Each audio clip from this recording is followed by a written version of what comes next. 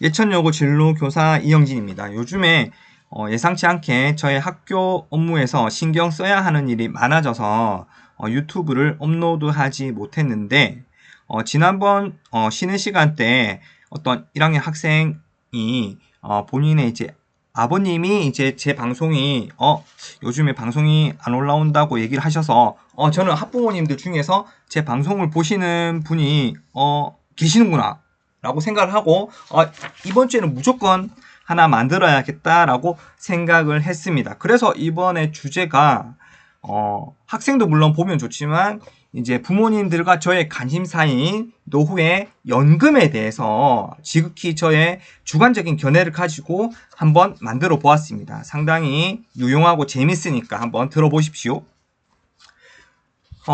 우리가 경제활동을 통해서 돈을 버는 궁극적인 이유가 뭐냐? 여러분들은 뭐라고 생각을 하십니까? 보통 우리나라 사람들한테 돈을 많이 벌면 서울에 아파트를 사고 싶다. 서울의 부동산 아파트를 사고 싶다는 답들이 많습니다. 이에 대한 저의 견해가 뭐냐면 지난주에 제가 출장을 가서 끝나고 저의 친구 집에 하루 자게 되었는데 그날 이제 와이프랑 아기가 없어가지고 이제 친구랑 둘이서 이제 서울의 마곡에 있는 25평짜리 아파트에서 제가 하루 잤습니다. 그 집의 시세가 그 친구는 작아고요. 한 15억쯤 되거든요. 그러면 서울의 평균적인 아파트의 시세가 좀 그런 14억, 한 15억쯤 합니다. 보통 12억 이상. 그러면 제가 알아보니까 실제로 서울에 있는 아파트를 가진 사람들 중에서 5억 이상, 최소 5억 이상 대출한 사람들이 정말 많고요. 순수 이자만 해도 한 달에 240만 원이 빠져나갑니다. 그래서 우리들이 지방에 사는 우리들은 서울에 아파트를 가진 사람들을 부러워할 수 있습니다만 물론 대출이 없을 경우에 순수하게 자가로서 근데 평균적인 서울 사람들은 그 아파트 가진 사람들 말하는 거예요. 이 한 달에 월 최소 240만 원 이상 갚아나 이자에 이자 원금도 못 갚고 열심히 일을 해야 되는 구조입니다. 그래서 우리가 실상을 알고 나면 크게 부러워하지 않아도 됩니다. 그러면 돈을 버는 궁극적인 첫 번째 이유는 다들 아시다시피 기본적인 생존과 생활을 유지하는 것입니다. 우리가 밥을 먹죠. 그리고 옷도 사서 입고요. 그 다음에 집에서 거주를 해야 됩니다. 물론 지방 아파트는 좀 많이 싼 편입니다. 그 다음에 아프면 병원에 가야 되죠. 의식주, 의료, 그 다음에 우리가 배우는 것도 있고요. 삶의 필수적인 물건이라든가 서비스를 얻기 위해서 이런 돈들이 필요합니다. 그 다음에는 우리가 결혼을 하고요. 그 다음에 아기를 낳는 출산을 하고 또 아기 키우는 양육도 하게 됩니다. 그래서 가정을 부양하면서 나중에 자식이 크면 학원비를 내면서 자녀 교육도 시키죠. 이렇게 가족관계에 대해서 책임을 지기 위해서 우리는 돈이 필요합니다. 그리고 세 번째로 삶의 질 향상과 자아실현이라고 했습니다. 이렇게 저가 아닌 부모가 아닌 이제 자녀가 이제 학원을 잘 다니고 이제 공부 잘하고 하면은 비로소 이제 보통의 부모님들이 이제 본인의 취미, 자기 개발, 여행, 그 다음에 주변 지인들과 인간관계 등 자신이 하고 싶은 일에 이제 돈을 쓰게 됩니다. 저 같은 경우에는 사실은 자녀가 3명이고 사교육비도 어느 정도 좀 지출을 하고요. 그래서 1번, 2번까지 제가 맞벌이를 하지만 거의 많은 지출을 하고 그 다음에 저축도 하고요. 투자도 하고 미래를 위해서 대비를 합니다. 그리고 지금 현재 제가 골프를 치는 것도 아니고 테니스 레슨을 배우는 것도 아니고요. 그냥 하루에 1,800원짜리 아이스 아메리카노 사 먹으면서 그냥 가끔씩 러닝하고 매일 이제 저의 진로 활동실에서 잠깐 이제 PT 체조식으로 음악 틀어놓고 조금씩 이제 운동하는 게 거의 전부입니다. 그래서 3번을 미래를 위해서 3번은 조금 뒤로 하고 있고요. 그 다음에 4번이 저는 제일 중요하다고 생각합니다. 왜냐하면 사람들이 살아가면서 예기치 않은 사고라든가 질병이라든가 그리고 우리 모두 다 늙잖아요. 그래서 노후, 미래 위험에 이제 대비하기 위해서 저축, 보험 이런 경제적인 준비를 합니다. 그러니까 저는 어떻게 생각하냐면 우리가 경제활동을 통해서 버는 돈의 궁극적인 목적은 자녀를 다 키우고 나서 직장 생활을 하게 하고 우리의 노후입니다. 노후. 그래서 이 노후를 위해서 우리는 경제활동을 하고 있다라고 저는 생각을 했습니다. 자, 그럼 이걸 보시면요. 2025년 우리 한국의 가구별 1인 가구, 2인 가구, 3인 가구 등 해서 중위소득표를 제가 들고 왔습니다. 요즘에는 월평균 소득이라는 말을 쓰지 않습니다. 왜냐하면 월평균 소득은 한 350만원쯤 될 것 같은데요. 1인 가구. 이게 왜 350만원이나 되냐면 삼성 이재용, 그 다음에 손흥민, 그 다음에 우리나라에서 돈을 정말 많이 버는 사람들이 평균값을 올려주죠. 그래서 이거는 우리 한국의 현실을 제대로 보여주지 못하기 때문에 이 사회과학 쪽에서는 뉴스를 보시더라도 거의 대부분 중위소득이라는 말을 많이 씁니다. 중위가 뭐냐면 등수죠, 등수, 위치. 1등부터 100등까지 그냥 쭉 줄을 세웁니다. 그래갖고 50등, 네가 50번째야? 너 얼마 벌어? 했을 때 1인 가구가 거의 240만원입니다. 이게 우리 대한민국의 현실입니다. 그 학생들 중에 3인 가구도 있고 4인 가구도 있고 저처럼 5인 가구도 있고 5인 가구도 있고 때로는 애가 4명이라서 6인 가구도 있고요. 이게 이제 500만원, 600만원, 710만원. 이게 세금 부과 아니라 세금 전입니다. 그러면 세금을 떼고 나면 대한민국의 실질적인 소득은 이것보다 더 떨어지게 되겠죠. 그래서 이 벌어들이는 학부모님들의 이 돈에서 학생들한테 학원비도 많이 나가고 용돈도 많이 나가고 이제 그런 얘기들을 하면서 용돈 좀 적게 써라 뭐 이런 식으로 꼰대 같은 얘기를 저는 수업 시간에 좀 하는 편입니다. 부모님들을 대신해서. 그리고 또 학생들한테 또 얘기를 하는 게 뭐냐면 공부를 잘하는 애들이든 안 잘하는 애들이든 상관없습니다. 자기들 어른이 되어가지고 본인이 어떻게 해서든지 간에 취업을 해서 생산성을 높여서 본인의 경쟁력을 높여야겠죠. 공부 잘하는 직종이든 안 잘하는 직종이든. 그래서 공기업이나 제가 얘기하는 그다음 공무원이라든가 뭐 교사라든가 이런 공공기관에 근무하지 않는다면 그 연금을 받지 않기 때문에 되도록이면 현재 시세로 최소 350만원 이상 벌어야 된다, 너희들. 그리고 계속해서 실력을 쌓아나가서 500만원 이상 버는 그런 직업에 종사하라라고 저는 이야기를 하는 편입니다. 알바 같은 거 해서 뭐 200만원대 벌지 말고요. 왜 이런 얘기를 하냐면 결국 우리들은 늙어서 돈을 벌 수 없는 나이가 됩니다. 보통 보면. 이게 조금 이따 보여줄 건데 70대 초반인데요. 그래서 돈을 벌 수 없는 나이가 되었을 때 남은 여생 동안 과연 비참하게 살아갈 것인가. 국가에서 주는 연금은 조금 이따가 보여주겠지만 좀 한계가 있는 편입니다. 그래서 젊을 때 되도록이면 열심히 벌어서 저축, 요즘에는 재테크라고 하죠. 투자를 해서 나중에 노후에 대비해라. 이런 얘기들을 저는 주로 하는 편입니다. 그래서 저는 조금 이따가도 보여주겠지만 사기업 자체가 그 정년이 너무 짧기 때문에 그래서 공기업 이런 얘기들을 많이 합니다. 자, 그 다음 보시면요.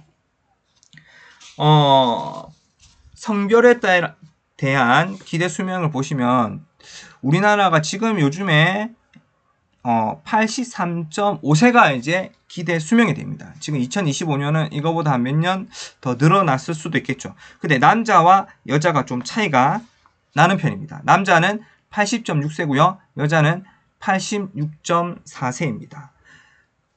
근데 이 83.5세라고 하는 게 선진국 중에서도 OECD 국가 중에서도 상위권에 해당합니다. 우리나라가 예전과 다르게 장수하는 나라라고 생각을 하면 되겠습니다. 세계적으로 높은 수준입니다.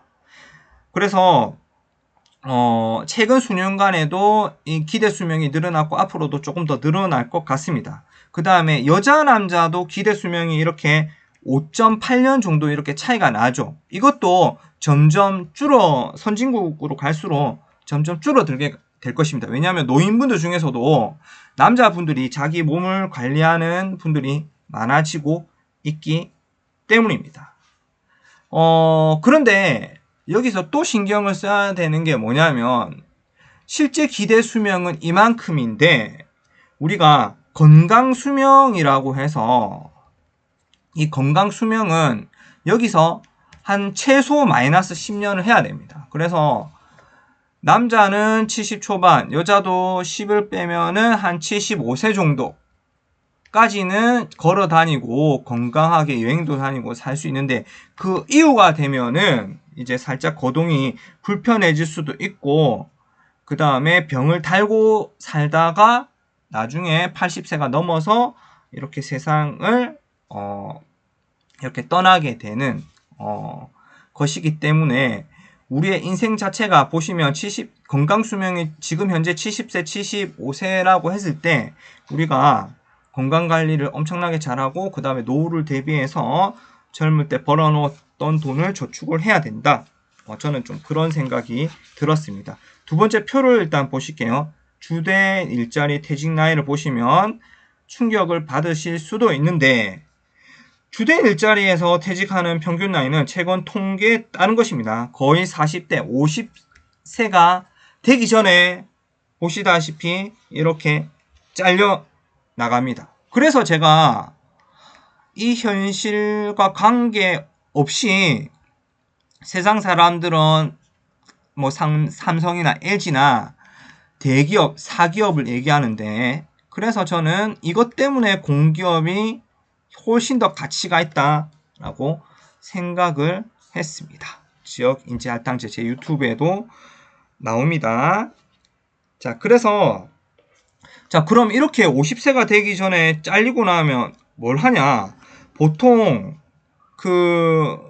50세가 되기 전에 잘려도 가족을 부양해야 되잖아요. 자식들이 다 크지 않았기 때문에 경제적으로 지원을 해주기 위해서. 그래서 비정규직 일자리, 그 다음에 연봉을 낮춰서 들어가는 경우도 있고요. 중소기업에. 그 다음에 단기 일자리 등 해서 거의 실질적으로 은퇴하는 연령은 완전 노동시장에서 완전 퇴출되는 나이가 우리나라는 72.3세라고 합니다. 그래서 60세 이상의 고령자가 이렇게 돈을 버는 경제활동 참가율이 OECD에서 1등이라고 합니다. 그러니까 우리나라 자체가 노인들이 경제활동을 하는 게 정말 당연시되는 나라다. 뭐 이렇게 볼 수가 있습니다. 왜 이게 제 생각에는 우리나라는 자녀의 사교육비도 많이 나가고요. 그리고 자녀가 그 이후에 자리를 잡고 결혼할 때도 경제적으로 지원을 많이 해주잖아요. 그래서 부모님들이 늦게까지 거의 건강 수명이 닿을 때까지 일을 하지 않나 이렇게 저는 분석을 해 보았습니다. 자, 그러면 오늘 제가 하고 싶은 이야기가 뭐냐면 연금에 대해서 오늘 1편이잖아요. 그냥 보통 지금 현재 지금 70대 이후에 부산에 그냥 소시민들이 연금을 얼마만큼 받고 그 다음에 생활비는 어느 정도 들어가는지 이까지만 알아보도록 하겠습니다. 일단 서울은 또 나중에 또 제가 안 들도록 하겠습니다. 부산에서 부전시장이라고 해서 서면역 한 정거장 옆에 있습니다. 제일 큰 재래시장인데 옛날부터 할아버지 할머니는 여기 엄청 빠글빠글하게 많이 오더라고요. 그 이유가 뭐냐면 여기 도매시장이고요. 엄청 쌉니다. 생각보다. 부산에서도 싼 편입니다. 그래서 여기서 이제 출처는 이제 부산 일부의 기자가 노인들은 어떻게 살아가는가를 주제로 해서 유튜브를 만들었는데 여기서 제가 캡처해 온 화면입니다. 자, 그러면 여기 82세 해운대구에 살고 있는 이 할아버지 보이시죠? 이 아저씨분. 이 아저씨분은 이제 3대 대기업 생산직에서 일을 했다라고 합니다. 한 2014년에 은퇴를 했다라고 하는데 이때도 70살이 넘었거든요. 그래서 엄청 오래 버티면서 얘를 뭐 자세한 건 모르겠지만 비정규직이라도 대기업에 붙어서 계속해서 일을 했나 봅니다. 그게 근데 70세가 넘어서 또 은퇴를 했는데 그 이후에도 이제 노가다도 하시고요. 그 다음에 농장 일도 하시고 계속해서 일을 하다가 70대 중반쯤 돼서 이제 도저히 일을 할 수 없는 일을 할 수 있는 몸이 안 되니까 그때부터 일을 쉬었다라고 합니다. 그래서 이분은 연금을 얼마 받느냐 보니까 국민연금 80만원, 기초노령연금은 아니고요. 80만원을 받고요. 그 다음에 한 달 생활비는 이제 집이 이분이 있으시거든요. 그래서 한 달 생활비는 부인과 함께 150만원 정도로 살고 계신다라고 합니다. 그래서 그럼 연금은 80만원 받는데 생활비가 150만원이면 70만원이 이렇게 부족하잖아요. 이거는 본인이 제가 볼 때는 한 5억 원 정도가 은행에 따로 이제 있으신가 봐요. 그래서 저축한 데서 뺏쓴다는 말이 아마 이자 같은 걸로 먹고 산다. 이렇게 보시면 될 것 같습니다. 왜냐하면 기자가 이분한테 노후 자금은 최소한 어느 정도 필요하다고 보시나요? 했을 때 이분은 5억 원이라고 얘기를 하더라고요. 그래서 본인은 노후 준비를 하면서 아쉬웠던 점이 없고 노후 준비를 할 때 저축이 정말 중요하고 저도 그렇게 생각합니다. 저축이 정말 중요하고 그 다음에 옛날 분들이 좀 아껴 쓰잖아요. 아껴 쓰고 좀 먹고 즐기는 걸 줄이고 그리고 이분의 철학이 뭐냐면 하루에 젊을 때 8,000원 있죠. 8,000원. 8,000원씩 저축하면서 건강 관리하면 이 노후가 해결된다라고 하는 게 이분의 생각이더라고요. 그래서 결국 하는 얘기들 들어보면 건강이 엄청 중요하구나 라는 것을 알 수 있었습니다. 건강함 그리고 즐겁게 하루하루 사는 거 그리고 생활비는 150만원 정도로 살 수 있다는 거. 그래서 제가 이걸 이렇게 소개한 게 뭐냐면 도시 사람들이라고 해서 우리가 예천 분들에 비해서 솔직히 잘 사는 것도 아니고요. 삶의 질은 예천에 사시는 부모님들이 더 괜찮을 수도 있습니다. 왜냐하면 도시라고 해서 북적북적거리고요. 그 다음에 그 예천 읍에도 보면 한천도 있고 그 다음에 도청 신도시에도 널찍널찍하게 잘 돼 있잖아요. 단지 좀 이제 먹을 거 사 먹는다거나 옷이라든가 이게 다양성이 부족한데 또 우리는 우리대로 여기서 좀 한적하게 살면서 좀 마음도 그렇고 좀 더 건강하게 살고 있는 조건은 뒤지지 않는다. 저는 뭐 그렇게 생각을 하거든요. 자, 두 번째 분 보시도록 하겠습니다.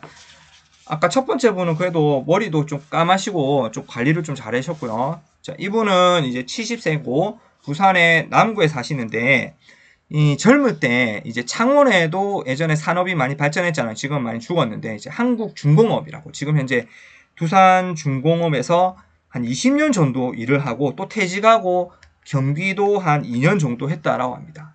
연금은 65만원 받으시고요. 근데 한 가지 재밌는 거 이 할아버지는 부인도 계신데 생활비가 50만원. 이 50만원 안에 또 아파트 관리비 13만원까지 다 포함된 겁니다. 대단하죠. 그래서 이분이 하시는 말씀이 옛날에는 다 못 살았으니까 근면한 거, 성실한 거, 그 다음에 검소한 거, 이 아껴 쓰는 거 이게 아예 어릴 때부터 몸에 배어 있어 갖고 자기는 50만원 갖고 다 사라지던데 이렇게 얘기를 합니다. 그래서 저도 가만 생각해 보면 굳이 비싼 거 안 사 먹고 보통 나이가 들면 저도 예전에는 저도 인스턴트 음식도 먹고 햄도 먹고 했지만 요즘에 저는 햄이 도저히 넘어가지가 않더라고요. 그래서 예전에는 그렇게 완전 계속 많이 먹지 않지만 김치찌개도 아니고 된장찌개라든가 아니면은 다른 채소라든가 아니면 채소 삶아서 먹던가 이런 것들이 훨씬 소화도 잘 되고요. 그 다음에 생각보다 만족감도 크더라고요. 그래서 이런 식으로 먹게 되면 식비라고 하는 게 만들어 먹으면 크지 않겠구나라고 생각하는데 그래도 좀 50만원은 좀 너무한 것 같습니다. 근데 이분이 또 중요하게 생각하는 게 마지막에 얘기하시는 게 똑같습니다. 건강한 거. 이거를 중요하게 얘기를 하더라고요. 자, 그 다음 세 번째 분입니다. 세 번째 분은 부산 진구의 75세 아저씨 분인데 자동차 정비 계통에서 한 50년 정도 근무를 했고요. 국민연금을 100만원 받는데요. 그 다음에 이분도 좀 나름 노후 준비를 하셔가지고 예금 이자로 한 80만원 정도 나온다라고 합니다. 그럼 180만원이죠. 그 다음에 생활비는 100만원이면 좀 남습니다. 근데 이분이 요즘에 암 치료 후에 병원에 다니고 있어서 병원비가 한 30만원씩 든다라고 합니다. 자, 그래서 이분한테 노후생활 자금이 어느 정도 있으면 되냐니까 3억만 있어도 되지 않냐, 아니면 그래 4억 정도만 있으면 여기서 예금 이자를 가지고 3억 원에 대한 예금 이자가 한 달에 63만원 정도 되거든요. 그러면 4억 정도 되면 한 80 근접 맞춰질 수도 있겠네요. 자, 그래서 이분이 말하는 거는 일반 국민연금만 받아서는 생활하는 게 좀 힘들다. 물론 저희처럼 뭐 군인연금 괜찮죠. 근데 공무원연금이 아니면은 보통 대기업, 사기업에 다니면은 자기 수입에서 저축을 따로 안 해놓으면 나중에 나이가 들어서 생활 자체가 힘듭니다. 그리고 국민연금 포함해서 이제 자산 어느 정도 넣어보면 기초노령연금 못 받거든요. 그래서 이분이 하는 말이 뭐냐면 저는 와닿는 게 큰 병만 걸리는 거 아니면 솔직히 이 돈으로 먹고 사는데 살아보니까 정말 아무 지장이 없더라 라고 하는 것입니다. 그리고 이분이 좀 심하게 암에 한번 걸리시고 아파 보셔서 그런지 보통 70세부터는 이제 건강 수명이 70대 초반이죠. 70대부터는 이제 모든 걸 정리하는 시간이다. 갈 준비도 해야 하고, 그 다음에 요새 정년이 빠르잖아요. 60대 초반이 어리지만, 이분한테는 60대 초반이 15살 차이 나고 어리지만, 그래도 중요한 건 취업이 안 되잖아요. 그래서 머리를 써야 된다. 젊을 때 부지런히 모아서, 아까 제가 학생들한테 주문한 게, 얘들아, 월급을 많이 받는 직종으로 높여야 돼, 얘들아. 이렇게 말하는 게, 젊을 때 부지런히 잘 모아서 큰 투자도 필요 없어. 꾸준하게 모으다 보면 1억, 2억 모여진다. 그래서 노후 대비가 된다. 저는 그 생각에 동의를 하고요. 그 다음에 또 시대가 달라져서 나중에 또 다른 컨텐츠를 만들겠지만 20년 이상 장기 적금 뭐 ETF를 사든 투자를 저는 장기 적금이라고 생각하거든요. 그래서 이렇게 하면 훨씬 더 노후 대비가 빨라질 수도 있다라고 저는 생각을 합니다. 그래서 서울 아파트가 중요한 게 아니라 맨날 뭐 한 달에 이자 240만씩 내고 평생 일해야 될 거면 그걸 왜 부러워합니까? 현금 흐름이 중요하죠. 자유롭게 쓰지도 못하는 아파트, 자기가 살 집이 아니라 현금 흐름만 좋으면은 집이 아니라 방만 있어도 행복하다. 이게 이분의 생각이고 저도 동의를 하는 편입니다. 자, 그럼 마지막으로요. 87세 부산 친구 할머니인데요. 이분은 이제 직장 생활을 한 건 아니지만 지금 현재 할아버지는 좀 돌아가신 것 같고 기초노령연금은 한 32만원 정도 받고요. 그 다음에 자식들한테서 모아서 50만원 받으면 약 80만원이죠. 그래서 할머니도 뭐 80만원 다 쓰지도 않는 것 같고요. 이 할머니가 말한 게 1억 5천만 지금 현재 있어도 100세까지 살 것 같아요. 이분 말로. 그러니까 내가 볼 때 이 할머니 거의 뭐 3, 40만원으로 그냥 살아도 지금 괜찮구나 스스로는 그렇게 생각을 하시는 것 같습니다. 그래갖고 이 할머니가 말하는 게 또 마찬가지인데요. 중복되는데 노인이라는 게 뭐냐? 건강하면서 즐겁게 지내는 게 노인이다. 지금은 즐겁게 지내는 나이다. 라고 하셨습니다. 저도 정말 공감하고요. 오늘 연금에 대한 이야기는 여기까지 하도록 하고 계속해서 또 다른 컨텐츠들을 한번 올려보도록 하겠습니다. 이상입니다.